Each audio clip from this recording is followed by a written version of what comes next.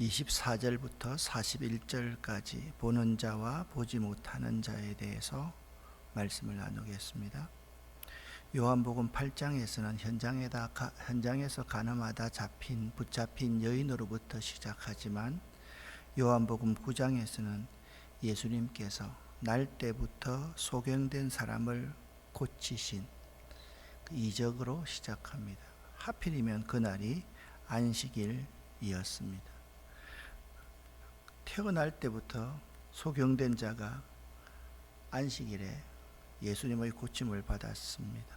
그런데 이 9장에는 이 사건으로 말미암는 여러 논쟁들을 기록하고 있습니다.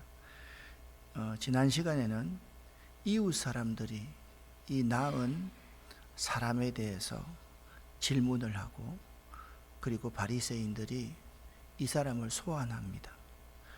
그리고 이 사람도 자기들 마음대로 안 되니까 그의 부모를 소환합니다. 그런데 오늘은요, 이 사람을 2차 소환을 합니다. 그리고 이 사람을 내쫓습니다. 그리고 예수님께서 내쫓임을 당한 이 태어날 때부터 소경되었다가 나은 자들을 찾아가십니다. 그에게 신앙 고백을 하게 하십니다. 그리고 예수님과 바리새인 사이에 여러 에피소드들을 기록하고 있습니다. 자, 오늘 본문은 이렇게 시작합니다. 태어날 때부터 소경된 사람을 두 번째로 오늘 24절부터 34절에서 소환을 하고 있습니다. 바리새인들은 전에 보지 못했던 사람을 두 번째로 불러서 그에게 추궁하기 시작합니다. 하나님께 영광 돌려야 될 것 아니요, 우리는 그 사람이 죄인인 줄 알고 있어. 그런데 그 사람이 대답합니다. 저는요, 그분이 죄인인지 아닌지 모르겠습니다. 다만 제가 아는 것은 전에 제가 앞을 못 보았으나 이제는 본다는 사실입니다 라고 말을 합니다. 바리새인들은요, 그 소경된 자의 부모의 이야기를 듣고 이 사람이 고침받았다는 사실은 분명한 팩트라는 것을 알았습니다. 그러니까 이제 이치의 입을 통해서 아니, 그 거짓말이요, 잘못됐어, 이 말을 듣기 위해서 그를 해유하기 시작하고 협박하기 시작한 것입니다. 바리새인들이 묻습니다. 그가 당신을 고쳐준 예수가 당신에게 무슨 행동을 했고 그가 어떻게 당신 눈을 뜨게 했소? 그 사람이 좀 짜증난 듯하게 바리새인들에게 말을 합니다. 그 사람이 그들에게 대답했습니다. 내가 이미 당신들에게 다 1차 소환 때 말해 주었는데 왜 내 말을 들으려고 하지 않습니까? 내가 그가 죄인인지 아닌지 모르지만 확실히 내가 아는 것은 전에는 내가 태어날 때부터 눈이 멀었었는데 이제는 그 사람 때문에, 그분 때문에 내가 본다니까요. 왜 내 말을 들으려고 하지 않습니까? 무엇을 다시 듣고 싶습니까? 내가 여러분에게 거짓말이라도 한단 말입니까? 당신들도 그분의 제자가 되려고 그러십니까? 라고 말을 합니다. 심리학적인 용어로 확정편향이라는 단어가 있습니다. 이 월터 프리먼이라는 사람은 20세기 최고의 영향력이 큰 기자로 손꼽힙니다. 그는 고정관념을 우리 머릿속에 있는 이미지로 보았습니다. 이것은 내가 사실이라고 믿는 생각을 검열하지 않고 반복해서 찍어내듯 퍼뜨리는 것을 말합니다. 그런 생각, 그런 고정관념들이 모여서 우리 인간들은 우리가 보는 대상을 해석하는 잣대가 된다라는 것입니다. 이분이 월터 프리먼입니다. 이 프리먼은요, 고정관념의 역할과 영향을 이렇게 이해했습니다. 우리는 대부분의 영역에서 본 다음에 정의하는 것이 아니라 정의를 먼저 내리고 그 다음에 본다라는 것입니다. 맞습니다. 우리나라에 지금 심각한 사회적 현상이 확정 편향입니다. 오늘날 심리학자들은 이 리프먼이 걱정한 부분에 확정 편향이라는 명칭을 붙였습니다. 확정 편향은요, 우리가 흔히 빠지기 쉬운 인지적 편견 중에 하나입니다. 많은 사람들은 처음에 가졌던 생각과 믿음을 더욱 확실히 해줄 정보만을 수집하고 그것에만 집중합니다. 그러니까 다른 사람의 말을 들으려고 하지 않고 다른 사람의 생각을 들으려고 하지 않습니다. 자기가 옳다고 생각하는 그것만 계속해서 주장하고 그러한 자료, 정보만 수집하려고 한다라는 것입니다. 우리 인간은 죄인이기 때문에 자신이 생각하는 것을 확인하기 위해 지나칠 정도로 편파적으로 생각하고 행동합니다. 우리나라 사람들은 그런 경우가 참 많습니다. 영남 사람들과 호남 사람들 똑같은 사건을 보는데 자기가 생각하고 있는 것만 가지고 말을 하기 시작합니다. 그래서 서로 싸우고 갈등이 일어납니다. 자신의 생각이 잘못될 수 있는 대안은 거의 생각하지 않습니다. 바리새인들이 그런 모습입니다. 오늘날 우리들의 모습이 그런 모습일 수 있습니다. 계속해서 28절부터 여러분과 제가 이제는 함께 읽어가 보겠습니다. 그러자 바리새인들은 그 사람에게 욕을 하며 말했습니다. 당신은 그의 제자일지 모르지만 우리는 모세의 제자들이요, 우리는 하나님께서 모세에게 말씀하셨다는 것을 압니다. 하지만 이 사람에 대해서는 그가 어디서 왔는지조차 모릅니다. 바리새인들이 욕을 하기 시작합니다. 자기 마음대로 안 되니까. 우리는 모세의 제자요, 참 어리석은 사람들입니다. 그러자 그 남자가 대답했습니다. 정말 이상한 일입니다. 그 사람이 나의 눈을 고쳐 주었는데도 당신들은 그가 어디서 왔는지 모른다니 말입니다. 우리는 하나님께서 죄인의 말은 듣지 않으시지만 경건하게 하나님의 뜻을 행하는 사람의 말은 들으신다고 알고 있습니다. 제가 생각할 때는 저를 고쳐준 사람이 내가 태어날 때부터 맹인이었는데 내가 눈을 떴단 말입니다. 그거 어떻게 설명할 겁니까? 그분이 의인이지 않습니까? 나면서부터 앞을 못 보는 사람의 눈을 뜨게 하였다는 말을 들어본 사람은 아무도 없습니다. 그분이 하나님께로부터 오신 분이 아니라면 아무것도 할 수 없었을 것입니다. 34절을 함께 읽겠습니다. 이 말에 바리새인들은 이렇게 대답했습니다. 당신은 날 때부터 죄가 가득한 사람인데 우리를 가르치려 하는가? 그리고는 그 사람을 쫓아내 버렸습니다. 28절부터 읽었는데요, 바리새인들이 자기 마음대로 회유가 안 되니까 욕을 하면서, 아니 태어날 때부터 죄 많은 놈이 우리 같은 사람을 가르치려고 해? 나가. 그런데 여기 쫓아내 버렸다라는 것은 그냥 우리가 이게 성전에서 나가 이 정도가 아닙니다. 그 공동체에서 추방했다는 것은 오늘날로 말하면 모든 사람들에게 사형을 선고하는 것과 똑같았습니다. 여기 맹인이 고침받은 사람은 참 지혜로운 사람이라 바리새인들의 송곳과 같은 질문과 협박과 해유에 잘 대답합니다. 그는 이렇게 말합니다. 그치가 너에게 어떻게 해서 너가 눈을 뜨게 되었단 말이냐?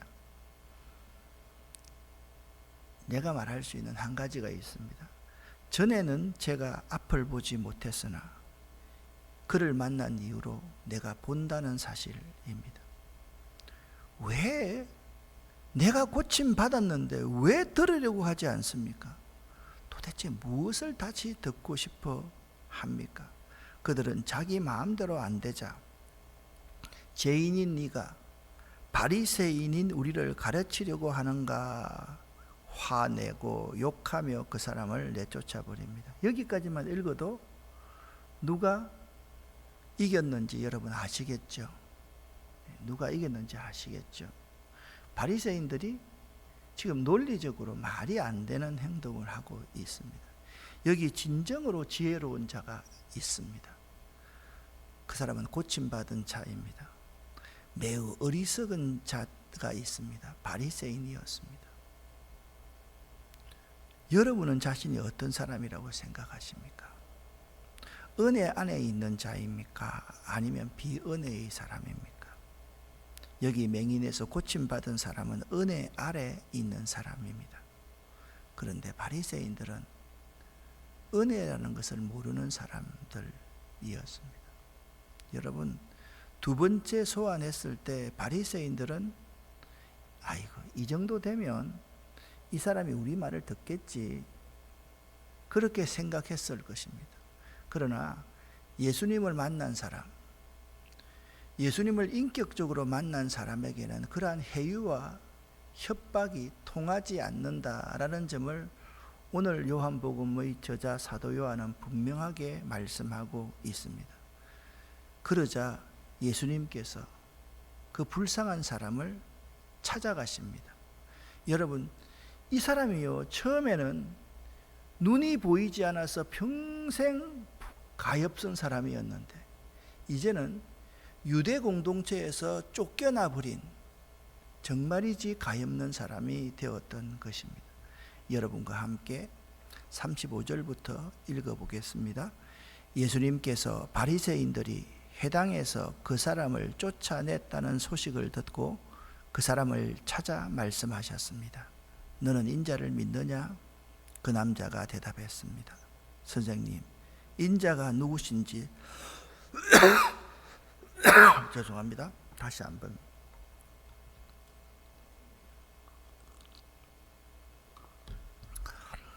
그 남자가 같이 읽습니다. 그 남자가 대답했습니다. 선생님, 인자가 누구신지 말씀해 주십시오.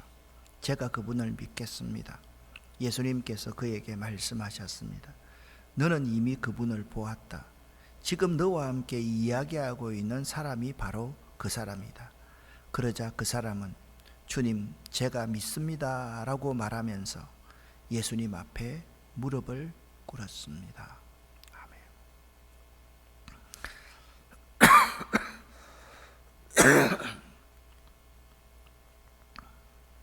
참으로 놀라운 역사입니다.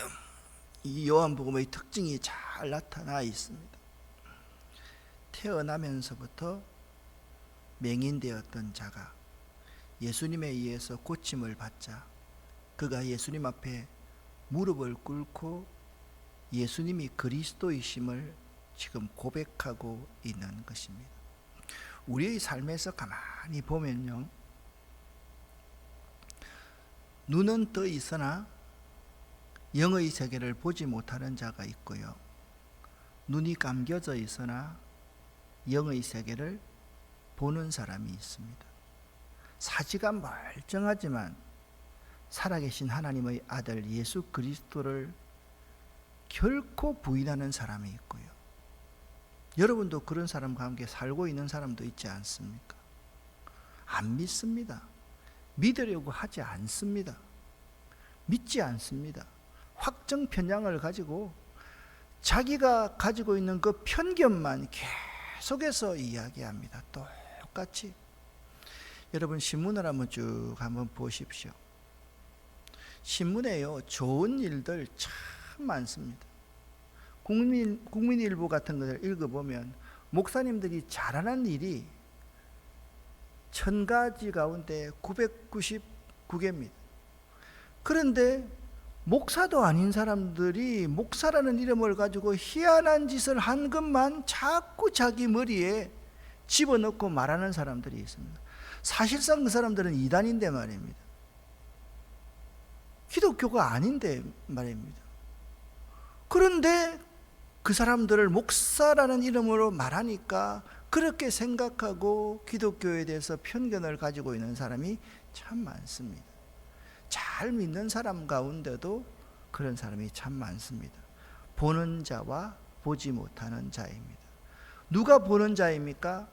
맹인으로 있다가 고침받은 사람은 보는 자였지만, 모세를 잘 알고 모세의 제자라고 하고 모세의 율법, 모세 오경을 줄줄줄줄 다 외우는 그 바리새인들, 서기관들, 율법학자들, 그들이 보지 못하는 자인 것입니다.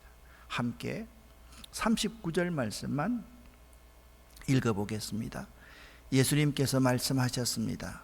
나는 심판하러 이 세상에 왔다. 보지 못하는 사람들은 보게 하고 보는 사람들을 보지 못하게 하기 위해서이다. 아멘. 여기 심판하러 이 세상에 왔다라는 것은 무슨 말인가 하면 나는 메시아이다, 그 말입니다. 구약 성경에 보면 메시아가 어떤 일을 합니까? 보지 못하는 사람을 보게 하고 또한 병든 사람, 약한 자들을 고쳐주시는 일을 하신다라고 말씀하고 있기 때문입니다. 예수님은 그러한 일을 위해서 오셨습니다. 내가 하는 일을, 요한의 제자들이 예수님에게 와서 우리 스승 요한이 이렇게 물어보라고 말씀하셨습니다. 당신이 메시아입니까? 아니면 우리가 더 메시아를 기다려야만 합니까? 요한은 지금 감옥에 있습니다. 사형받아가 죽을 사람입니다. 예수님께서 그 요한의 제자에게 이렇게 말합니다. 너희가 본 것을 그대로 전해주어라. 죽은 자가 살아나고 저는 자가 걷게 되고 보지 못하는 자가 보는 상황들, 이걸 그대로 전달하여라. 그것이 바로 구약 성경에 예언되어 있는 메시아의 모습이기 때문에 그렇습니다. 40절 말씀 같이 읽겠습니다. 예수님께서 이 말씀을 하실 때 거기서 이 말씀을 들은 바리새인 몇 사람이 예수님께 물었습니다. 우리도 앞을 보지 못한단 말이요? 라고 묻습니다.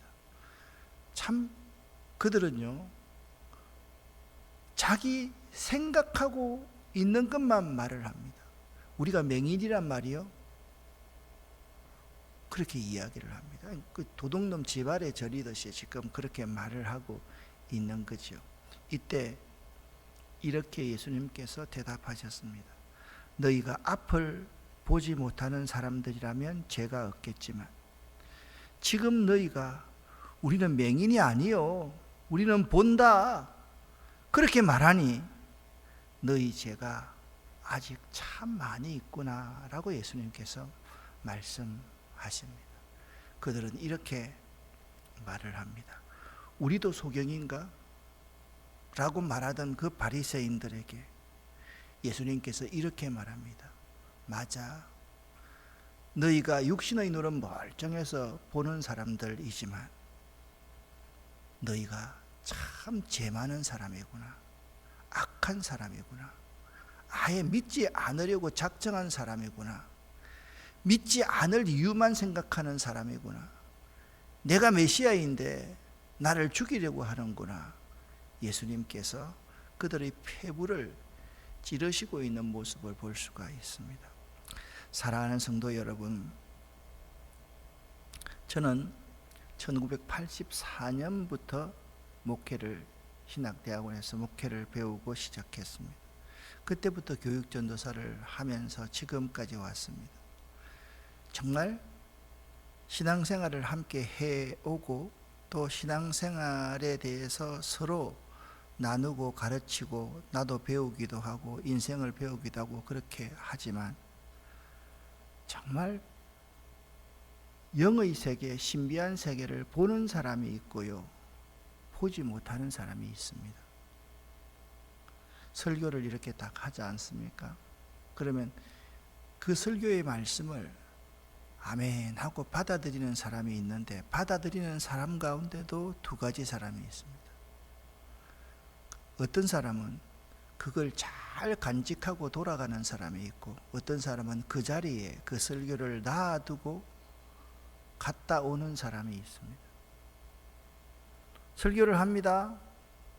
근데 어떤 사람은 받아들이려고 애쓰고 노력하는 사람이 있는 반면, 어떤 사람은 자기가 가지고 있는 그 편견을 가지고 아이고 그럴 리가 없어. 나는 저거 안 믿어. 그렇게 거부하는 사람도 있다라는 사실입니다.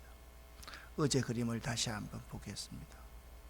예수님은 태어나면서부터 소경된 자에게 진흙을 자기 침으로 이겨서 그의 눈에 바르기 시작합니다. 사람들은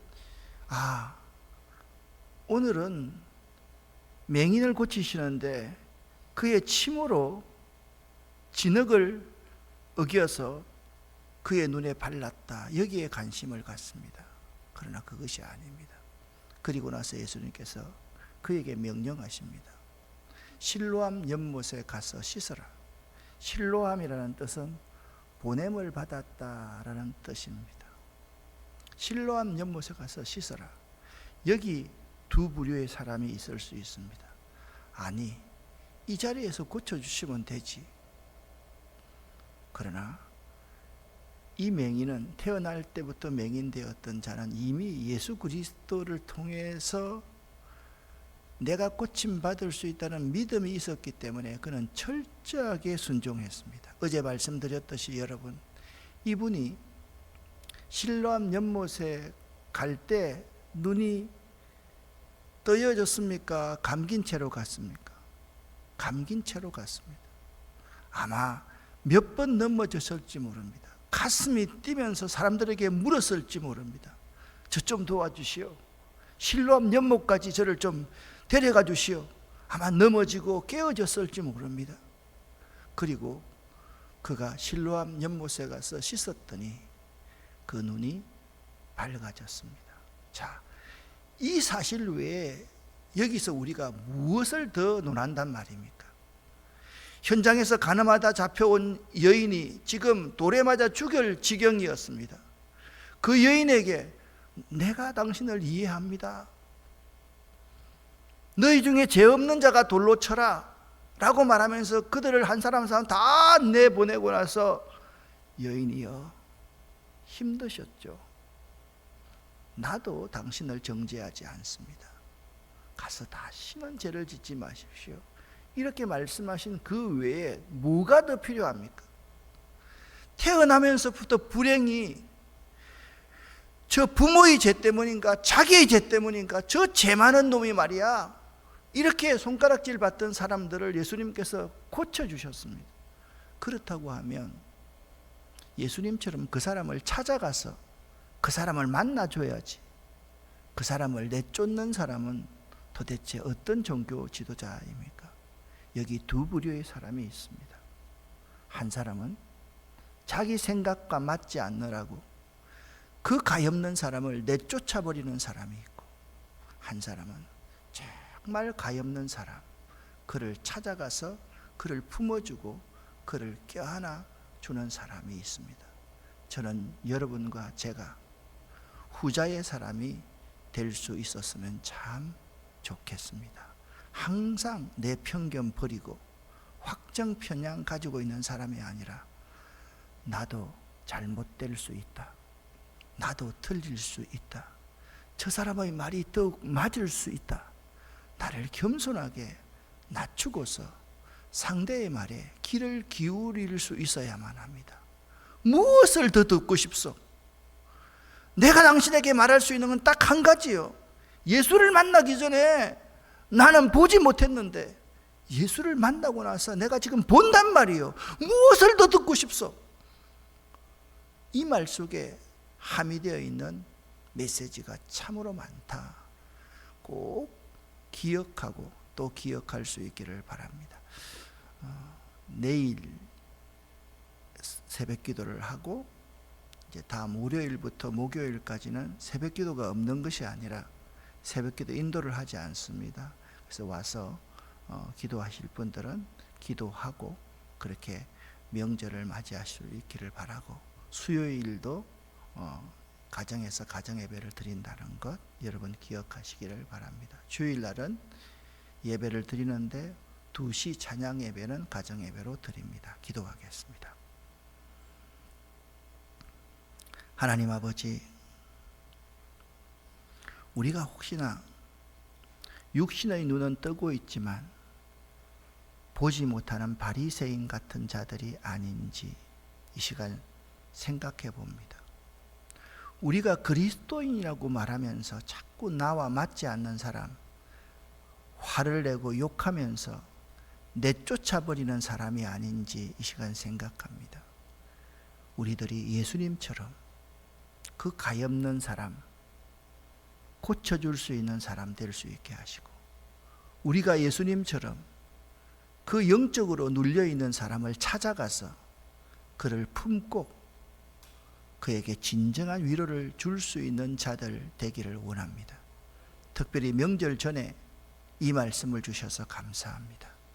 우리의 모든 친지 가운데, 믿으려고 하지 않는 사람들 가운데 오늘 이 소경된 자의 믿음을 본받을 수 있는 저희들 되기를 원합니다. 그런 믿음 가운데 승리할 수 있도록 도와주시옵소서. 예수 그리스도 이름으로 축복하옵고 간절히 기도 올립니다. 아멘.